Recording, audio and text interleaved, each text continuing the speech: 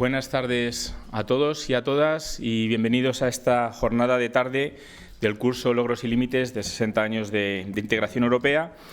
Como hemos hablado y quedado esta mañana, hemos integrado la parte del debate con Alfonso Pinilla que había titulado Europa Quo Vadis, con la mesa redonda de esta mañana, de esta tarde, en la cual tenemos a los ponentes de esta mañana.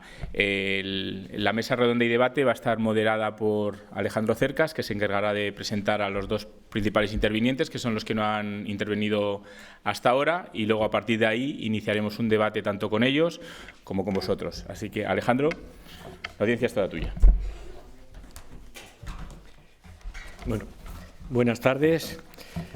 Me han subido de categoría, me han puesto aquí de moderador. Ya saben ustedes que hay una técnica que es patada para hacia arriba y así queda uno fuera del terreno del juego. Pero como yo voy a ser el moderador, a lo mejor también me tomo la palabra. Pero de momento vamos a escuchar a dos profesores de la Universidad de Extremadura que por razones de urgencia del calendario no han podido entrar en el reparto de tiempos de esta mañana y que tienen cosas muy interesantes porque los dos son, aparte de unos excelentes profesores, son investigadores. Y vamos a empezar con Alfonso Pinilla, que es hace una semana que es profesor titular de Historia Contemporánea de la Universidad de Extremadura. Es uno de los alumnos brillantes que ha tenido Enrique Moradiellos. Yo creo que va a mejorar la trayectoria académica de Enrique, y ya tiene una producción bibliográfica e investigadora, 2 sesenios de investigación, 4 libros, multitud de conferencias y una gran modestia, pero una gran inteligencia. De modo que Alfonso, en 10 minutos, demuestra que no he exagerado nada lo que he dicho en la presentación.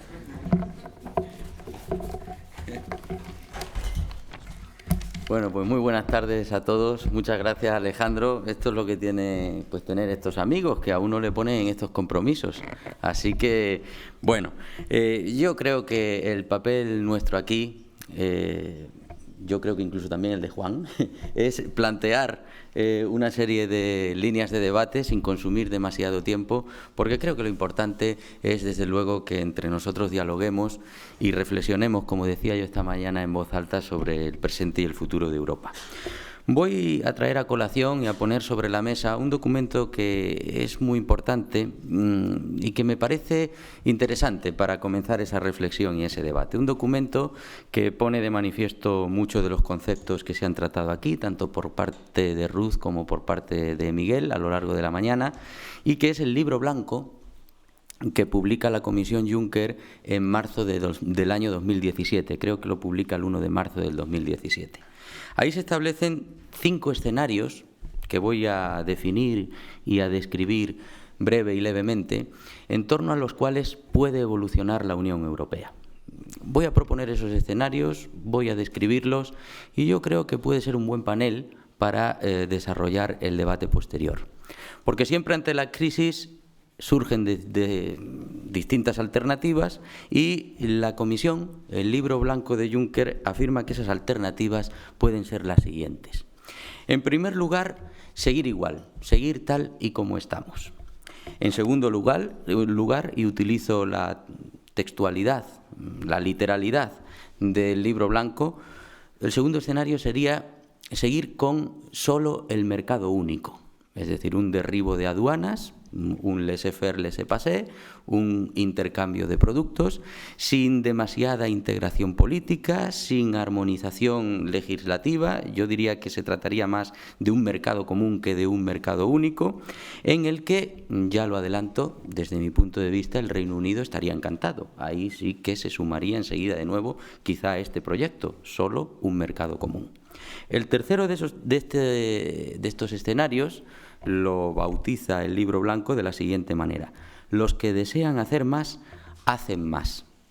Dicho de otra manera, algo que también se ha planteado aquí, la Europa a 2 velocidades. Europa a 2 velocidades que ya existe, por ejemplo, en tanto que hay países dentro de la Unión Europea que están dentro de la zona euro y otros países que no están dentro de la zona euro.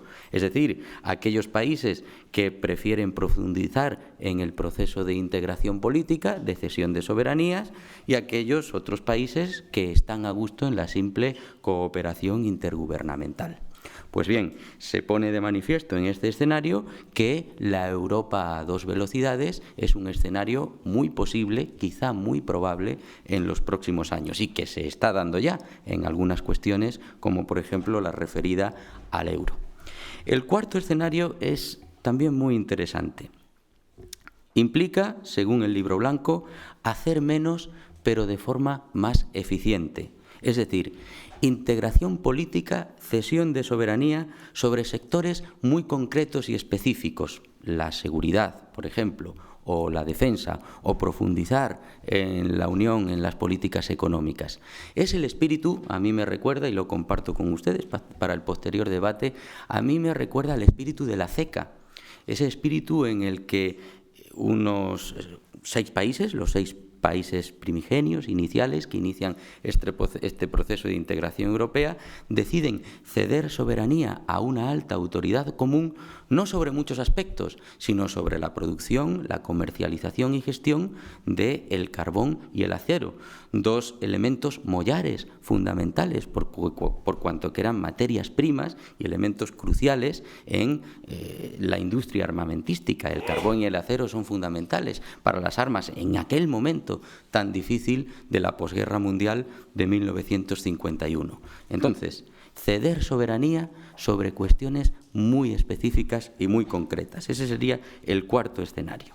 Y el quinto escenario, hacer más conjuntamente, propone de manifiesto el Libro Blanco, serían los Estados Unidos de Europa, el federalismo puro y duro. Esos son los 5 escenarios que plantea el Libro Blanco. Y la mayor parte de los analistas y de la bibliografía científica, de la literatura científica que se ha ocupado ya de analizar el Libro Blanco, y aquí no sé si están de acuerdo nuestros ponentes, ponen de manifiesto cuestiones muy interesantes sobre cada uno de ellos.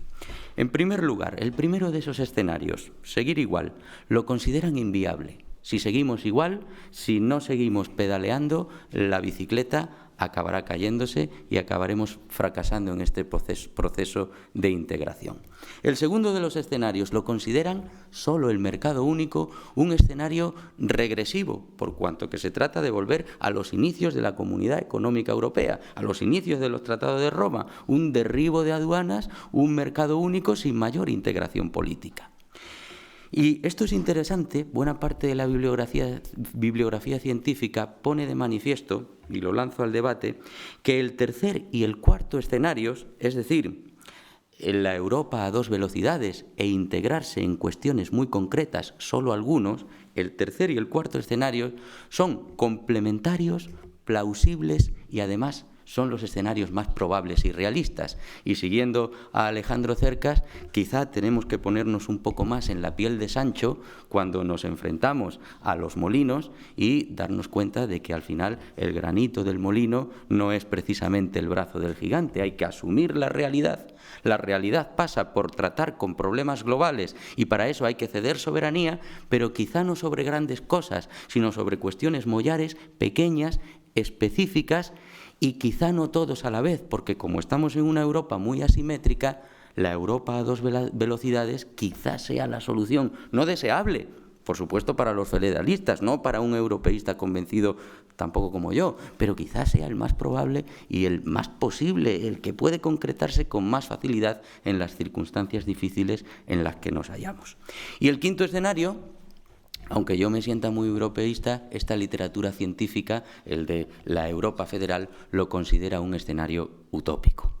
Y termino ya mi breve presentación para fomentar más el debate que para sentar cátedra, como ustedes han podido ver, poniendo de manifiesto la gran inquietud que en esta bibliografía científica y también a mí me produce el Libro Blanco de la Comisión Juncker. La Comisión Juncker describe, pero no prescribe. Es decir, diseña 5 escenarios, establece las claves de esos 5 escenarios, pero no se atreve, no es capaz de decir, por ejemplo, cuál es el más probable o los más probables de entre esos 5, y ni siquiera cuáles son los más deseables para la propia Comisión Juncker. ¿Qué diferencia, por ejemplo, con respecto a la Comisión Delors, la que acabó creando el Acta Única y acabó impulsando lo que después sería Maastricht? Ahí sí había iniciativa política. Y este desnortamiento, esta falta de decisión a la hora de establecer, por ejemplo, cuál es el escenario que más prefiere la comisión actual de estos 5 que les he descrito, da lugar o indica al menos una de las grandes enfermedades que también se han puesto de manifiesto aquí esta mañana de la Unión Europea. Su borroso horizonte político, incluso moral. No sabemos a qué atenernos, no sabemos qué decidir. El mundo se ha convertido en una bifurcación de senderos y de caminos tan incierta y tan borroso que no somos capaces de establecer qué es lo que queremos. Y es uno de los grandes problemas de la Unión Europea y que se pone de manifiesto con esta actitud de la Comisión Juncker, que describe pero no prescribe cuál es el escenario más preferible. Habría que plantearse cuál sería el coste de la Europa, habría que plantearse cuáles son los riesgos y los avances que podemos desarrollar a la hora de establecer una política económica común, por cuanto que una moneda única no es suficiente, necesita una unión política económica común, y habría que ver todas esas cuestiones que ha dejado ahí en el candelero nuestra compañera Ruth sobre las cuestiones de inmigración. En definitiva, de todo eso vamos a debatir a continuación. Gracias por su atención. Nada más.